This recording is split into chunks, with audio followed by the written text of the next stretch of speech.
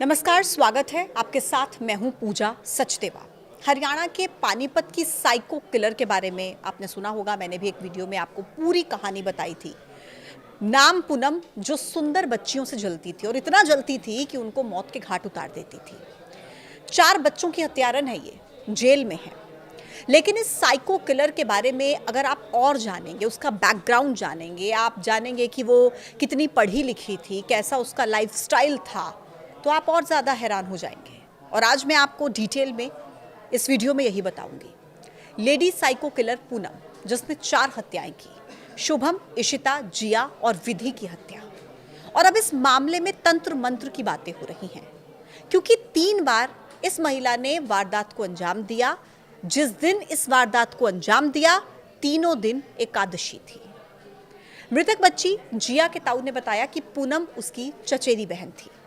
उन्होंने बताया कि तीनों वारदात के दिन एकादशी थी और तीनों की हत्या करने का तरीका एक ही था और ये कहीं ना कहीं तांत्रिक क्रिया से जुड़ा हुआ मामला हो सकता है। पहली वारदात को उसने अंजाम दिया 12 जनवरी 2023 को। तब अपने बेटे शुभम और भांजी इशिका को उसने मारा था। इस दिन सुबह तक दशमी थी। शाम को 4:49 पर एकादशी शुरू हुई थी। इसी दिन दोनों बच्चों को पूनम ने मारा सबसे पहली बार। फिर 18 अगस्त 2025 को पूनम ने अपने मायके गांव सिवाहा में अपनी भतीजी जिया की जान ली। 18 अगस्त को शाम को 5:22 पर एकादशी शुरू हुई थी। 19 अगस्त को दोपहर को 3:32 तक ये मुहूर्त रहा था। फिर उसने पानीपत में 1 दिसंबर 2025 को अपनी भतीजी विधि की जान ली।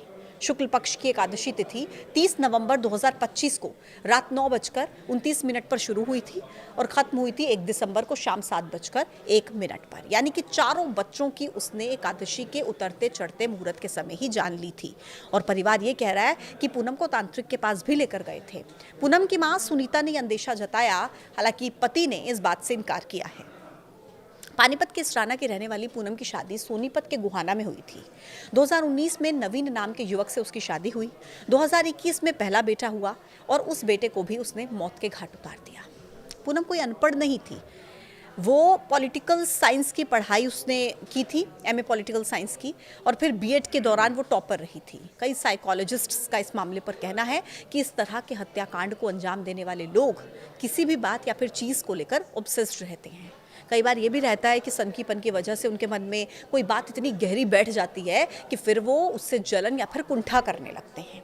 एक और अहम बात कि ऐसे हालात अचानक से नहीं बनते। साइकोलॉजिस्ट ऐसा मानते हैं और बचपन से ही इस तरीके की विकृति उनके अंदर पनपने लगती है और इस तरीके की विकृति में दवा और काउंसलिंग की ज़रूरत रहती है। पानीपत के एसपी भूपेंद्र सिंह का कहना है कि पूनम के व्यवहार में साइकोपैथ जैसी प्रवृत्तियां दिखती हैं। वो अपराध करने के बाद एकदम नॉर्मल रहती थी, किसी को कोई शक नहीं होने देती थी कि उसने कुछ किया भी है। हर वारदात में समान मॉडस ऑपरेंडी है। सभी को पानी में डुबोकर मारा गया है। एक पैटर्न की तरफ ये इशारा करता है। लेकिन क्या सच में वो एक साइकोपैथ है या फिर इसके पीछे कोई गहरी व्यक्तिगत असुरक्षा, हीन भावना या मनोवैज्ञानिक ट्रिगर है? ये बड़ा सवाल है।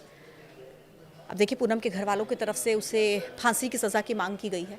पूनम के जो पति है उसका खुद का कहना है कि कड़ी से कड़ी सज़ा होनी चाहिए, फांसी की सज़ा होनी चाहिए। अगर आजीवन कारावास भी होता है तो जेल से बाहर आकर वो फिर से इस तरीके की हत्याएं कर सकती है, तो ऐसा नहीं होना चाहिए। ये कहा जा रहा है, ये सज़ा की मांग की जा रही है। लेकिन ऐसी साइको किलर के बारे में आप क्या सोचते हैं? आपकी क्या राय है? कमेंट बॉक्स में हमें ज़रूर बताइएगा। फिर हाजिर होंगे, फिर मुलाकात होगी एक नए वीडियो के साथ। देखते रहिए न्यूज़ 18।